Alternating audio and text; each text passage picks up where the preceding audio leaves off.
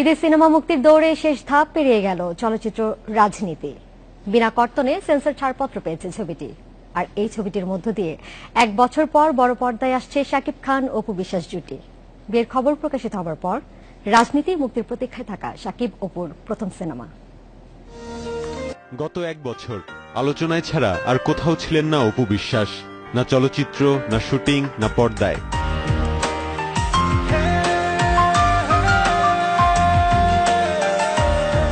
গত বছরের ঈদুল ফিতরে মুক্তি পায় অপু বিশ্বাস ও শাকিব খান জুটির সিনেমা সম্রাট।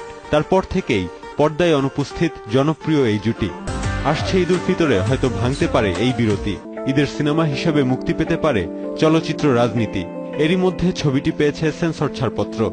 2016 সালের ঈদে আসার চেষ্টা করি, কিন্তু হয় যে নতুনদের যে প্রতিবন্ধকতা, কিছু রাজনীতি চলে, তো সেই জায়গা থেকে আমি গত বছর আসতে পারিনি। কিন্তু আমি গত বছর থেকে সিনেমা কমপ্লিট করে বসেছিলাম। তো এবার আমি আর রাজনীতি শিখে গেছি, এবার আমিও কিছুটা।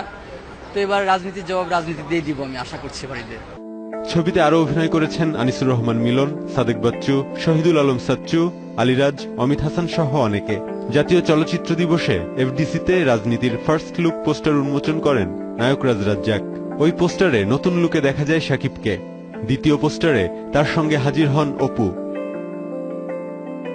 ঈদের সিনেমা হিসেবে মুক্তির প্রতিযোগিতায় রাজনীতি সিনেমার সাথে আরো থাকতে পারে শাকিব খান অভিনীত নবাব, রংবাজ এবং ফারিয়া জিত